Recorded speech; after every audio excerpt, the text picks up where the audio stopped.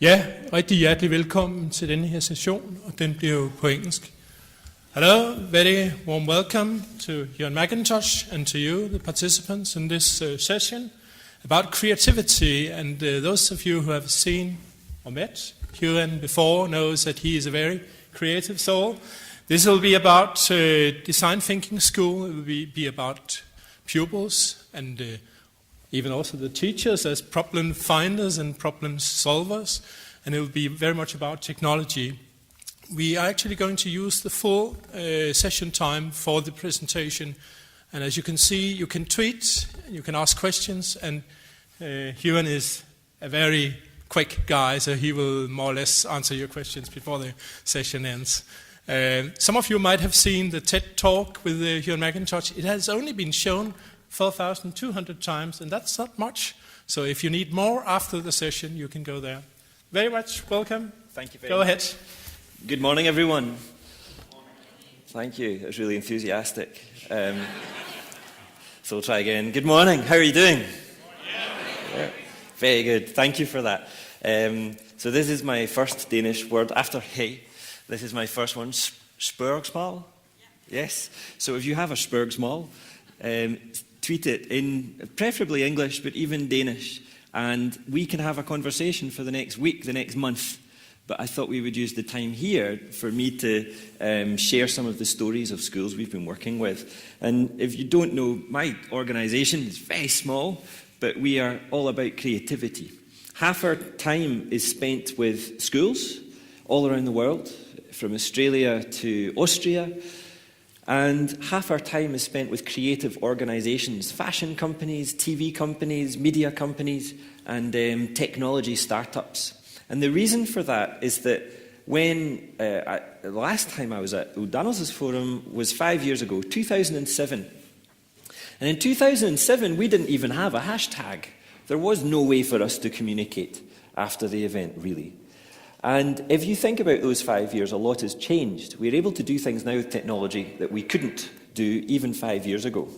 But I don't know whether our thinking about creativity has moved on.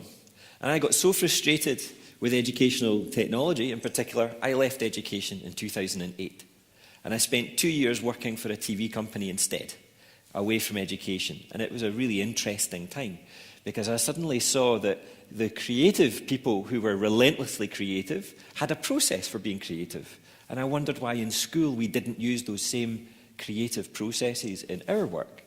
And so I wondered what would happen if we took this process called design thinking and brought it to schools, and how would it marry up with what we know works best for learning.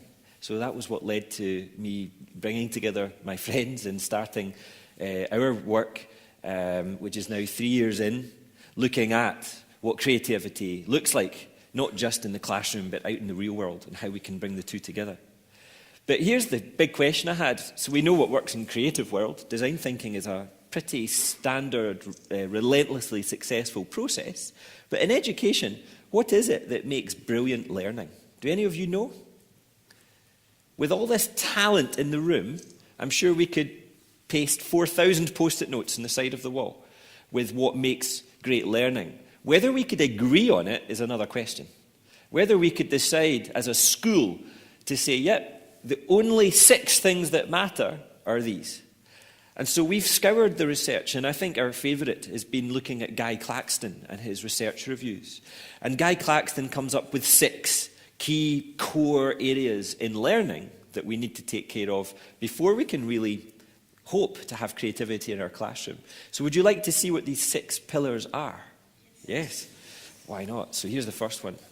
Challenge. Students want lots of challenge, and we know that when they're away from school, they enjoy playing their video games. Why? Because in a video game, the video game is coded to respond to your zone of proximal development. It is mathematically made to constantly take you to your zone of proximal development. I was a high school French and German teacher with 180 students a week. Do you think that I could cope with knowing where every student's zone of proximal development was and whether they were hitting it or not? Absolutely not. So with challenge, it's really important that young people can work alone in understanding where their zone of proximal development is, and how to get up to it, but also that they can collaborate on it. They need effective opportunities to collaborate, and they need thinking tools that allow them to collaborate with each other and help each other move forward. At the moment, you'd see a difference between group work and real collaboration. And if you're trying to get collaboration, it's about thinking who is going to team up with whom in order to help bring that level of challenge up to a good level. The third area, they want responsibility for their learning. They want to be given a responsibility for what they're going to learn, when they will learn it, how they're going to learn it. And if you give them that responsibility, we have to follow through on it. So we have to give them respect for the avenue that they choose. I've seen lots of classes where teachers have given some initial responsibility over to students, and then the students come up with an angle that they want to explore. They've maybe made a discovery, and they say, I want to explore this area. So they go exploring, and the teacher's sitting there going, no, this is not on my lesson plan. This is not the curricular goal. And so they say, this is the typical words. I'm sure there's a Danish equivalent. John, that's very interesting. But why don't you try it this way instead? And so what we do to poor John is tell him that his idea is interesting, but maybe wrong, because it doesn't fit in with our timetable, the examination we've got in 3 months' time. And when we don't offer respect for learning, it destroys the opportunity for deep, creative learning. Young people desperately want real things to get their teeth stuck into. They want to learn by solving real problems. They don't want to learn from these fake pseudo problems that you get in textbooks all too often. You know, if the hot air balloon climbs 1,000 more feet, then what will its altitude be? I don't care. And that was the reason I gave up maths. I gave up maths age 16 and took physics instead, because I could see that physics made the world go round. Well, actually, maths makes the world go round, but the link wasn't made clear enough. And having that empathy as a teacher with what it's like to be a 14-year-old or what it's like to be a 6-year-old is really tough.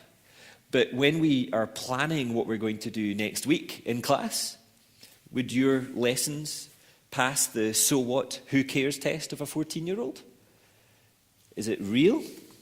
Is it significant? And finally, does it have choice? Are you offering choice to young people? Sheena Iyengar's research suggests that we need to offer about 11 or 12 choices. We like having that level of choice when we go to the supermarket to purchase something. You know, we like having 12 different kinds of breads at breakfast. I ate all of them this morning. I'm feeling slightly sick now. What a wonderful, one of these big buffets. And I think this is shared between Scandinavians and Scottish people, that if it's free, then you eat it all. So if I need to go and have a sleep in the corner halfway through, you'll know why. But we like choice. The problem is when we have too much choice. Now, I had too much choice this morning in one thing, which was Danish pastries. And then I remembered I was in Denmark, and they make Danish pastries quite well.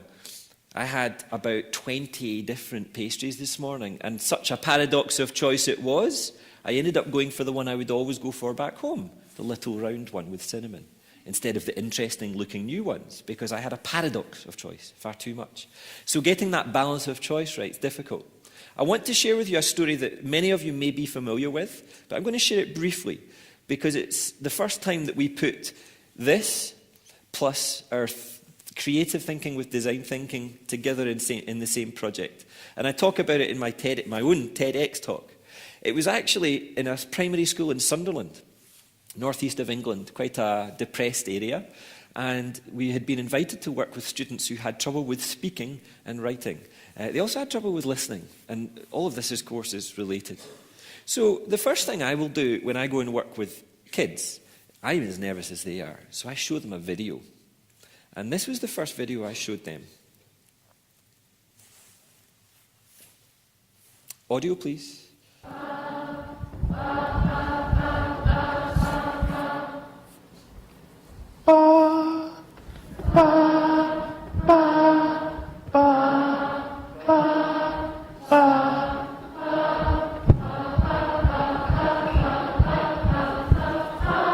Okay.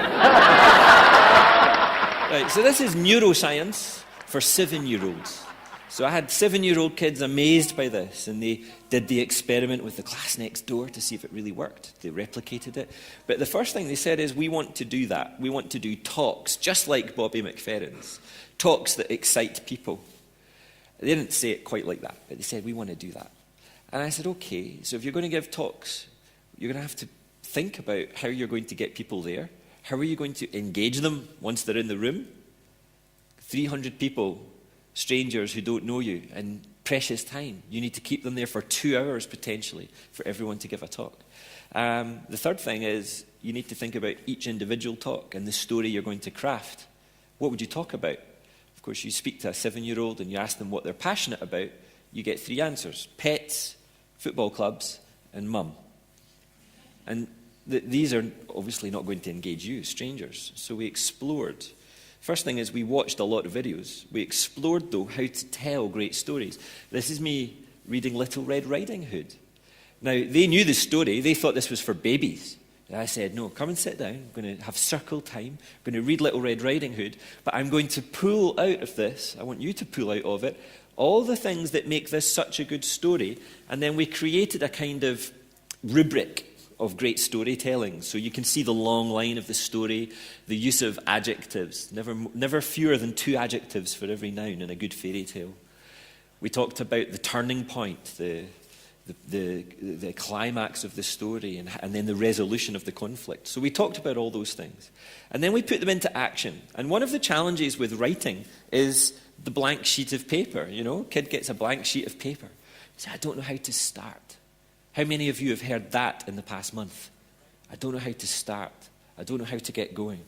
And so we gave them video games. If you've seen Tim Rylands here before, you'll know all about using video games for creative writing. So we took Machinarium. It's a €5 game, €3 game on iPad. And we put it up there. And we said, okay, we're going to give you 20 minutes to write the best story you have ever written. And your story can only be 2 lines long. 2 sentences. So we gave them something that was very constrained. And the things they came up with were amazing. Listen to some of this. In an ancient, horrifying castle, on a mysterious hill, in a bubbly, pitch-black sky, I chopped down like a prickly skeleton bone. The gruesome, grisly castle laid on a horrifying planet, the trees like ghouls' hands emerging out of the volcanic ground. Does that sound to you like a child who has trouble with writing? Not at all. Something about the context of the video game, which incidentally, we didn't even play, we just had it on. That context, the very narrow time, the very precise task, meant that they produced amazing language. They took everything that they had and put it to work. And the important thing here is that in design thinking, all your artifacts of learning are around you. The walls of our schools are messy. They're really messy. You won't see any beautiful, finished, polished work. You'll see lots of messiness, because those are the artifacts that young people need. You'll also notice that there's no technology here. There's a lot of stuff that technology, frankly, is pretty bad at. Linoit, for example, that post-it note web page, is okay if you're going to have the number of thoughts that fill a screen's worth. But if you're doing creative thinking, you should be coming up with about 20 times that. So if you want the bandwidth means we have to sometimes move to physical walls until we end up with iPad screens that are 30 foot wide. It's still going to be post-it notes and walls. And that's what they were doing here. The other thing is that they all started with a question that they came up with. We worked very hard on higher order questions. One of the kids said, we started with a questions. Questions make your talk interesting and they make people listen. Maybe I should have taken that advice when I started today. And as they took the structure, we gave them Nancy Duarte's book, Resonate. We gave them a real book, this thick, made for adults. This is a person who writes speeches or shows people how to design their slides for presidential candidates and technology startups. So we gave that book to the children. They discovered this way of arranging your post-it notes as a storyboard to come up with the idea of a story. They found an element about creating a star moment, something they'll always remember, a star moment. So every talk needed a star moment. Imagine every lesson of yours having a star moment. So this is them bringing their talks together, and we tapped their emotions. We've been looking recently at how, this is old research, this goes back to the 70s and 80s, looking at how important your emotions are for learning. So we used Google Forms, kind of sat in the corner on devices ready for the students, and we said, we want you to write your emotions. When you feel that you're having an emotion about the task in hand, write a word so that we can find out. And then we showed those words back to them. So if you're in the middle of a project, or if you're in the middle of a conference room and you don't understand the Scottish man's funny accent, but you're not going to say anything because you think, oh, I'm alone. But if you all jumped on Twitter and said, I can't understand the Scottish man, then suddenly you would see all these people saying, oh, they don't understand either. And you could start a rebellion. You could all stand up and say, we do not understand. And then I would break out into fluent Danish. That's my dream anyway. Imagine your students. Any of you got kids of your own? Imagine your own kids came back. You said, how's school today? And they said, I was terrified. I was scared. Wouldn't you be quite interested in what they had been doing? What do you get at the moment? How was school today? All right. What did you do? Nothing. And that's my 5-year-old daughter I'm impersonating there. She's been 7 weeks in formal education. And she says that. We've got a lot of work to do. We showed them the peaks and troughs of their emotions while learning. We showed them that learning is not a linear path. Learning is peaks and troughs, and the troughs are probably where the learning's happening. We said, enjoy the troughs. The troughs are the fun part. And when they see everybody's in a trough, even that clever little girl in the corner, then it helps them move forward. And this was 2 minutes after their talks. Look at the difference. And they're able to see progress, because they're able to see progress without a grade. They see progress through a word that they've used, an emotion that they've tagged. And would you like to hear some of the talks that they came up with? So through a 6-week project, and I'll show you some of the pedagogy in more detail, but through a 6-week project, this is the kind of stuff that they came up with was quite profound. And it passed that so what test. Big venue, they wanted to get the Stadium of Light, which is a football stadium, and they couldn't get it because Take That were doing a concert. So they learnt that thing when adults tell you, no, sorry, you can't have it. Tough lesson for little kids to learn. And they ended up in the university, a building that they didn't think they would ever have access to. And the engagement they had was huge. So the first one was the people in the room. Again, no technology really, apart from a PowerPoint. What made the biggest impact was seeing real people lined up in rows in front of them. Since TED, we haven't done assembly yet, but when we do, I'll feel dead confident because I managed to do it in front of 250 people. And in the whole school, there isn't that many people.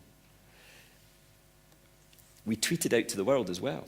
So everything was tweeted. We had reactions from Australia, Canada, Holland, Denmark, Norway, France, Africa. We had people from South Africa. We had people from Cameroon. There's a real global mix in there, anyone who was awake. And we recorded all the talks. So you can actually watch many of them on the TEDx YouTube site and TEDx website. And the talk titles were brilliant. Do animals talk? Do babies have a secret language? Which cancer should we invest in curing first? Why do slugs need slime? Why do people still need to get sick? And this girl's star moment, she constructed vomit live on stage and threw it out into the audience. And it was a fascinating talk. It reveals why we need to vomit. It's actually a human requirement. And she explored all the reasons behind it. Now, every child was engaged in this. This was not just for bright kids. This was for the whole spectrum. And we had deaf kids, blind kids, dumb kids. All of them gave a talk somehow. Many of them, in this case, watching a video of a kid who wasn't able to make it. So they recorded their video. And imagine if a reaction from a student to another student's work is like this. Wouldn't that be cool? Not every lesson, maybe, but just occasionally, a kind of when you do show and tell, when you do presentations, they should kick ass. They should be good enough that everybody's doing that American thing of woo, woo, woo, like this, you know. Instead, what do we give our students? We tell them to do presentations, and they're as bored as the people listening to it, because they've not really thought about putting on a show. How many of your own lectures, lecturettes, explanations, if I said to you that in the next year you can only do 6 lectures or lecturettes, what 6 would you choose? Which ones are you really good at that really do get the students, whooping hands in the air? And could you leave the rest to be much more a student-led inquiry? Would you be up for that? That makes you nervous. There's no laughing now, huh? It's a great project because it did have all those ingredients in it. It arguably had too much choice. We struggled with the choice element because we had 60 different choices being made. But in terms of collaboration, in terms of it being a real thing and talking about real things and investigating real things, it was all there. In terms of tying to the curriculum, it was actually really easy. It was retrospectively planned. It retrospectively tied up to pretty much every area of the curriculum that they needed. And what I want to show you is how you can forward plan that as well, or forward frame, as we call it. Now, here is the design thinking process that we talk about. It's a 5-part process, and the first part's all about divergent thinking. So empathy, observation of the world around you. It's about going out and exploring. It's about trying to understand how other people would see the same problem. How do different people with different perspectives revolve around the same issue? And it's about investigating all that. It's about your research skills, and it's about research skills beyond Google. Once you've got that huge amount of information, you hone it down. You start to define what you think the real problem is. You know, if you get I don't know if you've ever built a house, or you get an architect or a plumber, just get a plumber or an electrician to solve a problem in your house. And they do that thing where they look at it and they go, uh-huh. You see, you want a dimmer light switch here, yeah? Well, that's not really that's not going to work. That's not really the problem here. Because if you do that, then you're going to have this, that, and that.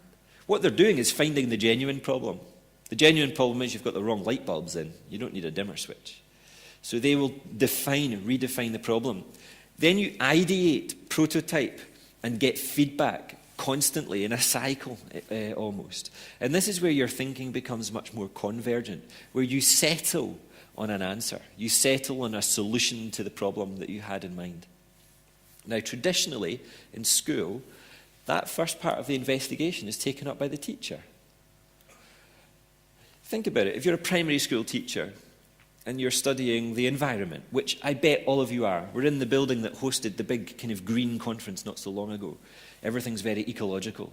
Think of the learning opportunities in this building alone, down to the Tetra Pak green water. How green is a Tetra Pak of water?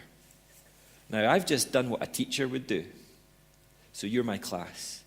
Okay, class, I've got a challenge for you. I was at a conference, and they had water in Tetra Paks. How green is a Tetra Pak? You've got an hour. On you go. That's what happens. Or we start, the global warming is another topic. So teachers sat there on a Sunday night thinking, oh, God, I've got this class tomorrow. What we're doing, global warming. I know, we'll do icebergs. And we've just defined what the problem is going to be that the students look at. Students show up on Monday morning. They get to come up with some ideas. They get to make a papier-mâché iceberg. They get to maybe do a presentation about that they've copied from Google about icebergs and global warming. And then they get feedback. And the feedback's nearly always owned by the teacher as well. And if it's not owned by the teacher, very often the only feedback that seems to matter to the student is the teacher's feedback. And that feedback invariably tends to have a mark or a grade on it. And so what we've been doing is saying to teachers, what would happen if we just took those lines away? What would happen if we gave all of that process of learning over to the students? What would happen? And so I want to share one story with you from another school to explain how this works in practice. Now, before you even get started with an area that you're going to explore, you have to come up with the way that you're going to word it. The wording of topics is so important, but even textbook writers who should spend more time on these kinds of things don't spend enough time getting the wording. Anyone here, anyone who speaks English near the front, put your hand up a second. Who's teaching? Okay. So what's the next unit of work that you're going to do? The next unit of work that you're going to do? Probably make a resume of your talk. Make a resume of your talk. Okay, so but for your students, what's your next, for your class, what's their next? Send it to the Danish Engineering Association. Oh gosh, I've picked an engineer, so that's okay. So he's going to, you're going to maybe set them a task around design thinking for engineering. For example, okay. Now it's okay, but it's not setting my heart on fire.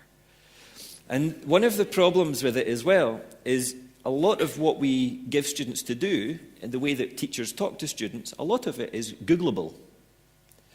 Look at your curriculum, look at what you teach, and ask yourself the question, how many % of my curriculum is Googleable?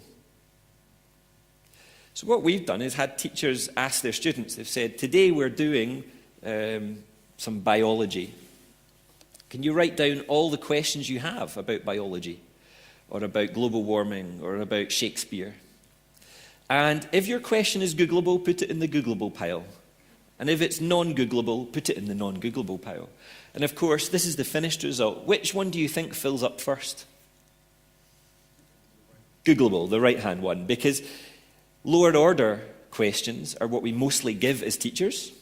We've not done one observation in a school where we've seen a majority of higher order questions.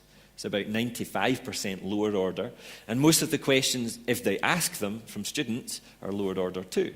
So then you say, okay, now you've got an hour to come up with the non-Googleable questions. And when you've done that, we're going to spend the time in class only looking at the non-Googleable questions. And you can go and Google the rest. You don't need me to stand up and give you a lecture on it. That's what I meant. If you don't have to lecture if it's Googleable. And so much of what we give is Googleable. And then once we've done that, once we've realized that so much of it is Googleable, then we get away as teachers from having to be quite so precise in our titles. And instead we can write titles of topics that are very provocative. Now, provocation is hugely important for creativity. If you see John Hegarty, the advertising man, in his autobiography, he talks about the importance of provocation.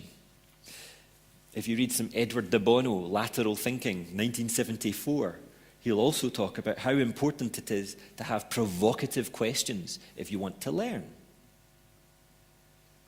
It's funny how 1970s stuff starts to make sense in 2012.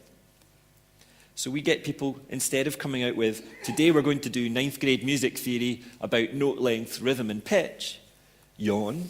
Instead of that, how about this, which is a topic they settled on? When does music become noise and when does noise become music? And we said, well, you're asking a question, so take the question marks away and just make it when noise becomes music, full stop. And give that to your students to investigate. What about this one? This is the world's most boring topic. It's grade 3, leaves and trees. I can't believe people teach this crap. But leaves and trees. And so we said, I want you to have a conversation. Every idea you come up with gets written down for a topic title. So they started out very unprovocative. Would you agree? It's all a bit hippie, if anything. Very loving. And I said, be more provocative. So they came up with this one. Invasion of the trees. And you'll see that they wanted to write invasion of the eucalyptus trees. And I said, you're Australian, it makes sense for you, but it's way too precise. Make it more ambiguous, make it more open. Invasion of the trees when you're 7 years old is a big deal. Because your entire life, people have been telling you that trees are beautiful, and yes, you should draw them. And now you're saying invasion of the trees, we need to kill them. Now, if you're 7, that's provocative, and that gets you learning. This is provocative. Year 12, Nazi Germany, a unit of work that has to be studied. Unfortunately, it can be really boring for students because it feels far away. In this case, they got frustrated and they ended up adding just one word right at the bottom. That's a provocative statement. My Nazi Germany. You provoked, You should be. You cannot escape now an empathy study of that whole situation, despite the fact it was a long time ago. And if you're 17 years old, which is what these students are, that's the kind of provocation you need to move beyond the textbooks and the Discovery Channel and move into some deeper learning. And the example I want to talk to you about is this one. Geography. Now, I said to you as educators, what is it you're doing? Do you use that language in Danish as well when you're in a staff room? What are you doing next term? What are you doing next week? Do you use something similar? Give me a noddy or a shaky. Yes? Okay. So you'll hear this in English language class, staff rooms. What are you doing? I'm doing geography. Oh, right. What are you doing in geography? I'm doing the world that we live in. I'm doing the local environment. I'm doing the Olympics. And I'm doing London. I don't know what it means to do London. Could be interesting. Depends which bit of London we're doing. But, you know, it's a nonsensical. Yet we talk in that language. So we said, let's have a conversation about London then. So we're doing London. No, we're not. Tell us what comes next. What's this about? It was about overcrowding because the Olympics were going to pack out the city and nobody would have room to breathe anymore. Is London a good place to live? We said, don't ask a question. Not for you, the teacher, to be asking questions. It's your students who find the questions. London is a good place to live. And then they said, well, that's not what we're trying to get at, and it's not very provocative. So they flipped it. They came out with London wiped off the map. They said, well, that's not really getting to what we want either. Because it's not about wiping London off the map and starting again. It's about looking at the city here, now, seeing what's going on. So then they looked at evacuate. London is full. London is full. We said, that's good, but there's a problem with the word evacuate coming before, because it sounds like a World War II topic. You know, evacuate, London's full. So we just flipped it again. London is full, evacuate.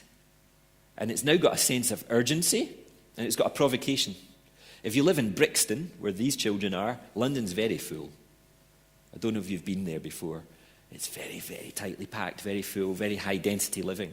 So it's provocative and it's got a sense of urgency. Are you interested as Danish adults in that topic? Maybe a little bit. It worked really well for the 7 and 8-year-olds in this one. We went from that sentence that was a 40-minute conversation to come up with the title for about 6 or 7 weeks worth of a unit. And we then mapped out down the left-hand side all the potential resources that this teacher already had in her cupboards, the school trips that she went on, we had it all. So here we've got, anything with a T is a school trip. So a trip to the London Eye, the Museum of London. She had climate change, water cycle units of work that she had pre-prepared, ready to go. She had quite a lot of science stuff, investigations on overpopulated cities, old maps. Most of this was there already, but she had taught it over several different units. None of it hung together. Having decided that it was a good topic and she had enough resources, and how did she know it was a good topic? Because it passed the So What test. It resonated with 7 and 8-year-olds. They loved it. It felt epic and big scale, and actually quite real for these kids. London is a bit full, actually. And we are going to have to think about what happens in 5, 10, 15 years' time. And unfortunately, it's their problem, not ours. It covers more than one curriculum topic. Even if it didn't cover more than one, if you're a high school teacher, even if it's just one curricular topic, there are normally multiple ways of approaching the same thing. And your topic should open those tangents up. Does it spark a natural curiosity? Is there enough potential material in your cupboard or in your school trips already to create an immersive initial experience? And finally, can you make it accessible, feasible for every learner in your classroom? Is it differentiated? And what you're envisaging here is taking all these resources and putting them quite literally in a box with wrapping paper and a ribbon on top if you want. But we've had our Australian teachers call them wonder boxes. And the kids love them. A lot of learning starts to happen lying down on the floor as they unpack these immersion boxes. And physical objects, but an iPad tabs open full of videos and resources that they can read through, view. And it becomes, this is really quite important. It's not just about reorganizing curriculum for the sake of it. It's about answering what David Perkins is crusading against at the moment. When students are working on a topic like that, London is full, evacuate, and here's every resource I would have taught to you, you're just going to use it yourselves. When they're faced with that, they understand where they are now and where they're headed next. They can see the whole game of learning. Quite a lot of learning, students don't see the whole game. I'm a French teacher, typical example. I'm going to teach you the past tense. So first of all, I've got to teach you an element of the past tense. And that element is the verb avoir. J'ai, tu as, il est, elle est, on a, nous avons. Okay, so you get the idea. We teach you all that, and then I say, okay, you can't actually speak in the past tense yet. I need to teach you the passé composé, the accents in the end. Oh, then I need to teach you the irregular verbs, and then I need to teach you all the ones that don't take avoir but take être. Do you see what's happened? We've got what David Perkins calls elementitis. And the kid just cannot see what the hell they're doing there. And if a kid ever says to you, sir, miss, why are we doing this? Then that's why. It's because you've accidentally caught a bad case of elementitis and they've lost the whole game. If you're a sports teacher, an art teacher, you probably find that your students know exactly what the whole game is of what they're doing. Okay, children, this is a javelin. Immediately, do you know what we're doing with the javelin? I mean, are we going to smoke it or throw it? You're going to throw it. Here's how to throw it. I teach one element. Okay, on you go. So the first throw that we do goes a whole meter. And then we practice, and it goes to 5 meters. And then it goes to 20 meters. And then we become champion javelin throwers. The whole time, the game hasn't changed. We know what the whole game is. And it's a beautiful thing when a student understands the whole game of learning, because it means that you as an educator are able to, you don't have to answer that question, why are we doing it? The why is inherently there. If I were to go through that process very briefly, here's what it looks like. That empathy phase. Well, in this school, Evacuate London is full, that school. It's called Rosendale Primary School. It's a brilliant school. You should go and have a Google. They didn't have enough space for a school library, so they bought a bus. And they made that the school library with the help of parents. Isn't that cool? So this is a good school because they're innovative, no shushing. And so they had this topic, London is full, evacuate. They had the resources laid out. And when we visited the school, this was the wall that we were greeted with. And we were kind of like, no. There's a problem with that wall. It's far too clean. Typical primary schools even got borders on it, We said, this is not made by kids. If kids made this, it would be a lot messy. We came back the next day, and this is what we had. This is real messy learning. This is students investigating, researching, putting all their ideas up. Those post-it notes that you can see are comments, additions, other pieces of feedback given from one student to another. You can see old maps. They've actually photographed their jotters and put them up there. They've done little mini investigations. They've started coming out with inferences about animal life in the city, people life in the city. They've really analysed a lot. And they've contributed to each other's ideas. When learning is visible, when learning's out there, other students can add to it. But they can also learn from it, which means the teacher doesn't have to do a lecture because the kids just done it for each other. And the dynamic in your classroom totally changes. The other thing you'll notice is that they built stuff to show their understanding. We were worried that they were prototyping early already, but they were building examples of things they were finding. They found this notion of a city on wheels. They found it on the internet, so they built it. A kid built Tower Bridge, because he wanted to express his understanding of the riverways that way. He wanted to do it to show his understanding. Once they had investigated, and that investigatory period was maybe 3 weeks, it was long. They went through a lot of stuff. They began to synthesize, they began to define things a bit better, and you see everything coming together a little bit closer. You'll also notice that on that wall, as the information comes together into packages, that you've got tags, luggage labels, if you like. And we started teachers tagging what it was they were doing with school subjects, with activities that they were doing. Eventually, we got them to write their tags. What do you think you're learning? Why do you think you're doing this investigation? We made these cellophane-coloured tags that they wrote. Then we put those tags in the computer. And this is where the magic begins to happen. Because when you start taking photographs of your learning and tagging it, it makes it findable. And we were using any device available. Computer, the Mac, the shaky Dell in the corner, iPads, iPod Touches, whatever device we could get. Kids were photographing their learning, writing a reflection next to it, and writing tags, keywords to describe their learning. They were browsing each other's learning. Do you remember, think of a class that you were weak in at school, and then picture the kid who was really clever in that class. Did you not really want to get inside their brain and become like them in that subject? Well, when you can browse another child's learning, you can. And you can find the same work you're doing, but you can see their reflections on it. And they started to come up with their own tags. And we had a kind of taxonomy that we used. Make sure that in the core, you've got the subject that you're studying through this project. Make sure that you've got the detail of that subject around it. And then finally, can you add an emotion? Remember the emotions, tapping into emotions. And it led to, first of all, a wonderful planning tool for teachers. How is this mapping to the curriculum? Just pull up the tag and you can see how it's mapping to the curriculum. Ideation is then easy. Ideation is just coming up with lots of ideas. One of the things that we do, both with schools, but this is us with the United Nations Technology Group, looking at big problems. We get people to come up with lots of problems. 100 ideas in 10 minutes is one activity we do.